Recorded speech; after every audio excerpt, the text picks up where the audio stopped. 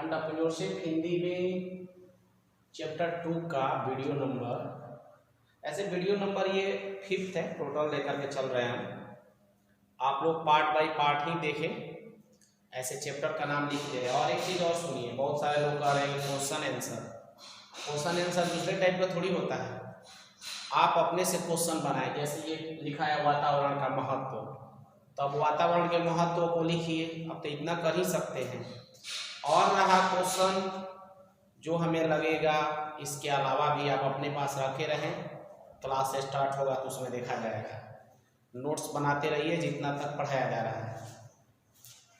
तो देखिए, और कोई भी देखे तो इसका पार्ट, जैसे कि ये 5th पार्ट है, तो उससे पहले भी 4 पार्ट बन चुके हिंदी में भी और इंग्लिश में भी। तो आप जो हिंदी वाले हिंदी को देखें और इंग्लिश वाले हो इंग्लिश को देखें।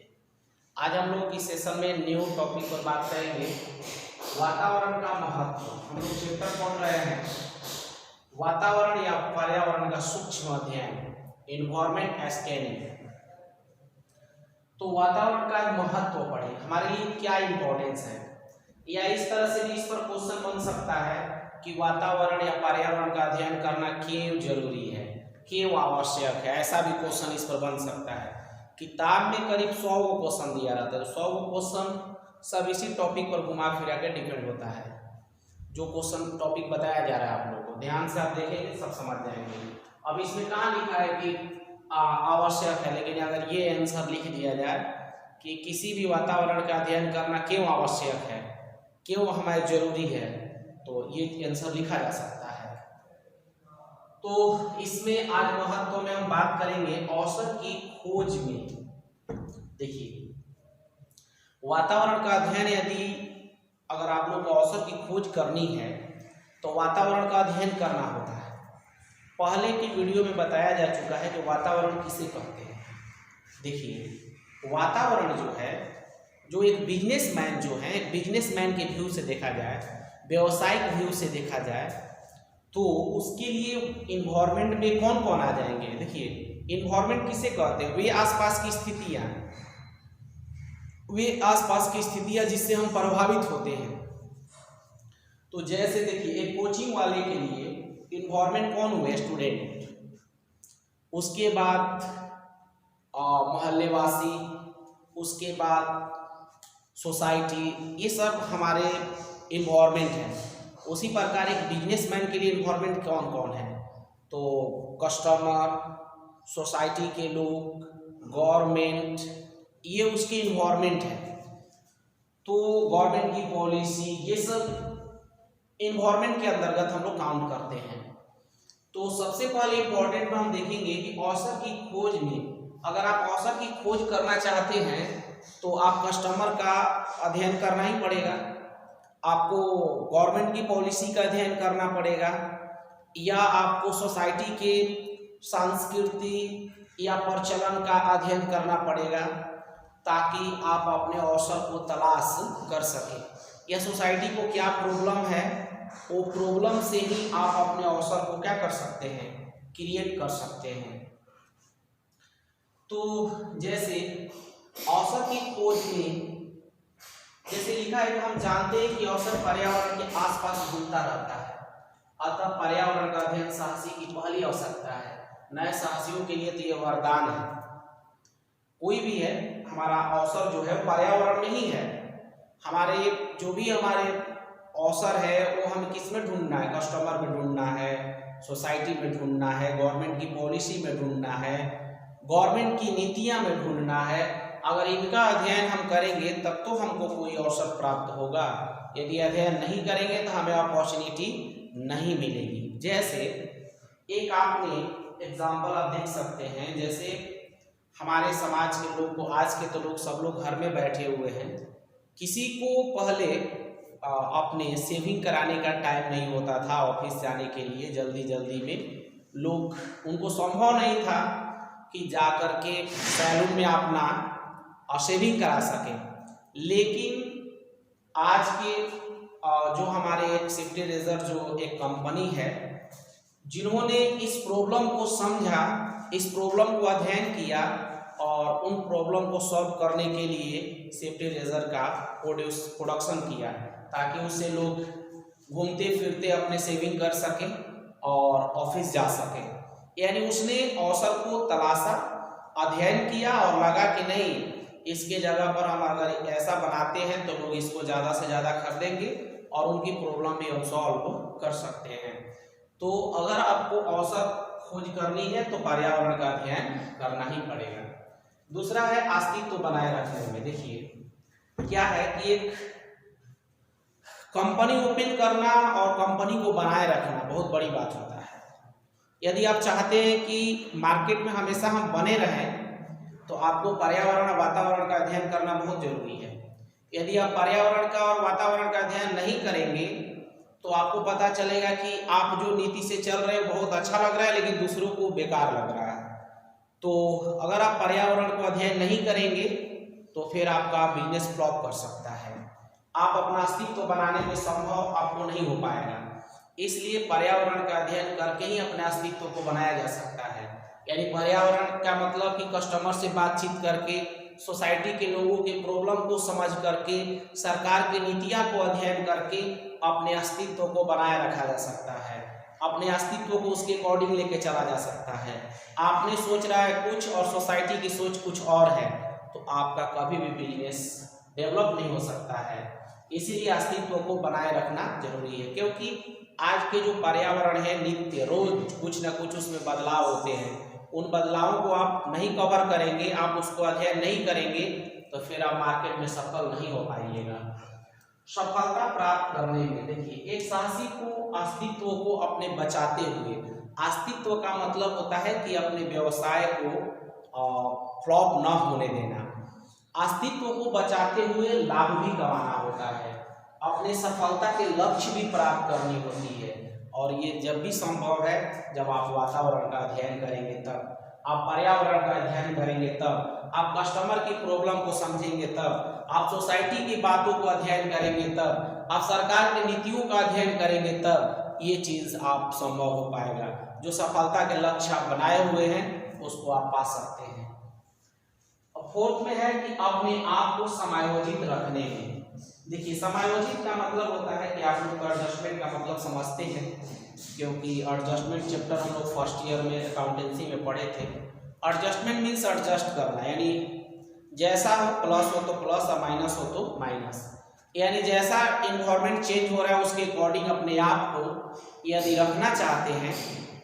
जैसे मान लीजिए कि आपके पास पैसा नहीं है और आपके पास पहले पैसा था तो बहुत कुछ अपने खर्च करते थे, लेकिन जब आपके पास पैसा नहीं और उसी तरह खर्च करेंगे तो फिर आपका ज़्यादा दिन तक घर चलने वाला नहीं है।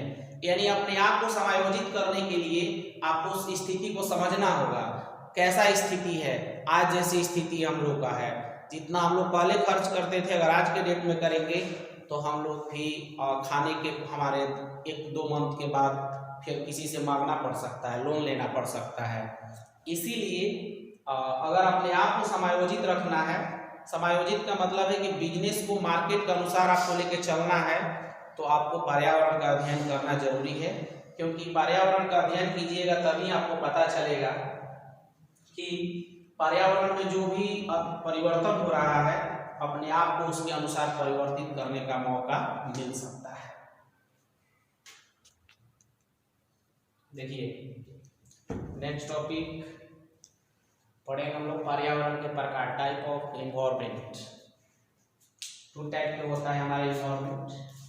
याद रखिएगा आप लोग बिजनेस स्टडी में भी ये सेम चैप्टर पढ़ना है हम लोग को, थोड़ा सा भी डिफरेंट नहीं है, सब सेम ही है, थोड़ा बहुत है डिफरेंट, वो देख लिया जाएगा। तो उसमें भी उसमें होगा बिजनेस इन्वायरमेंट, जिस तरह से होगा टॉपिक करके, और इसमें है कि वातावरण का सूक्ष्म अध्ययन यानी स्कैनिंग, इन्वायरमेंट स्कैनिंग। देखिए पर्यावरण के प्रकार में या वातावरण के प्रकार में ये लगे आंतरिक वातावरण, इंटरनल इन्वायरमेंट। एक ऐसा, देखिए पर्यावरण का मतलब आप समझ जाइए, पर्यावरण का मतलब ये कि आप लोगों को डिफिनीशन में बता दिया गया है कि हमारे आसपास की स्थितियाँ, हमारे आसपास के तत्व और आयाम जो हमें प्रभावित करते हैं किसी न किसी तरह से। तो जैसे आप लोग एक अपने जो नेचुरली जो इन्वायरमेंट की अगर आप करते हैं, तो वैसे प्राकृतिक तत्व, वैसे नेचुरल एलिमेंट जो हमारे लाइफ साइकिल को इफेक्टेड करता है, प्रभावित करता है, उसे इन्वायरमेंट कहते हैं। लेकिन ये जो इन्वायरमेंट है हम लोग व्यवसाय पर्पज से पढ़ रहे हैं, यानी वैसे तत्व, वैसे आयाम जो हमारे बिजनेसमैन को इफेक्ट करता हो, व्यवसायी को या बिजनेसमैन को इफेक्टेड डालता हो, उसे हम लोग इन्वायरमेंट में रखते हैं। तो ये है आंतरिक पर्यावरण यानी इंटरनल इन्वायरमेंट, एक ऐसा इन्वायरमेंट जिस पर हमारे साहसी का या बिजनेसमैन कहिए कंट्रोल होता है, नियंत्रण होता है। जैसे जो चाहे उसे हम बदल सकता है। जैसे मान लीजिए कि एग्जाम्पल हम आपको देंगे कि ये कोचिंग व्यवस्थापक कोचिंग वाले हैं, तो अपना कोचिंग का जो स्पेस है बड़ा कर सकता है, छोटा कर सकता है, बेंच डेस्क बढ़ा सकता है, उसमें मैनेजमेंट अच्छा खासा कर सकता है। तो यानी कहा जाएगा कि इन सब बातों पर, जैसे कि ये रूम भी हमें प्रभावित करते हैं, हमारे लिए बेंच डेस्क भी कम रहते हैं तो भी हमारे बिजनेस पर इफेक्टेड होते हैं। अगर रूम अच्छा ना हो वो भी हमारे बिजनेस पर इफेक्ट डालता हो। तो ये तो मेरे हैंड की चीज़ है, हम इसको हैंडल कर सकते हैं, ये मेरे कंट्रोल की चीज़ है।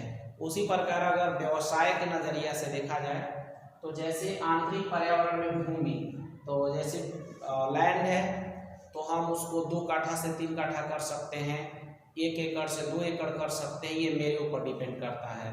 अगर मेरे लिए अगर कम पड़ता है तो उसको हम बढ़ा सकते हैं, घटा सकते हैं, ये मेरे ऊपर डिपेंड है। या उत्पादन को भी बढ़ा सकते हैं, घटा सकते हैं, पूंजी को भी घटा सकते हैं। भवन या संगठनात्मक ढांचा, जो कि संगठनात्मक ढांचा का मतलब होता है जो काम कराने का जो तौर तरीका है, जो हमने स्टेप बाय स्टेप डिपार्टमेंट जो बनाए हुए हैं उसमें हम बदलाव कर सकते हैं। तो ऐसे सभी, हालांकि भूमि के चलते भी, उत्पादन के चलते भी हमारा व्यवसाय इफेक्टेड होता है, प्रभावित होता है। उत्पादन आवश्यकता से अधिक हो जाए या कम पड़ जाए वो भी हमारे बिजनेस पर असर करता है। भूमि अगर आवश्यकता से कम हो वो भी हमारे लिए इफेक्टेड हो सकता है। भवन हमारे पास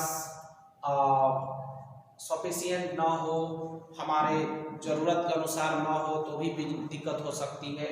तो हालांकि इस पर हम कंट्रोल कर सकते हैं, इसको हम बढ़ा भी सकते हैं और घटा भी सकते हैं, ये मेरे ऊपर डिपेंड करता है।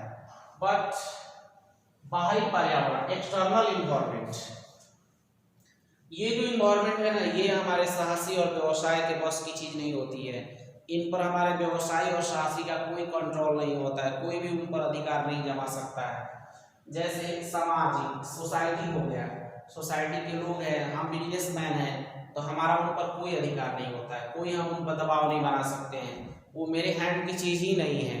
दूसरी चीज़ राजनीति, जो हमारे आज भाजपा की गवर्नमेंट है तो कल कांग्रेस की हो सकती है, कोई और आ सकता है, वो अपना नीति अलग बना सकता है, उस पर भी मेरा कोई हमारा कंट्रोल नहीं है।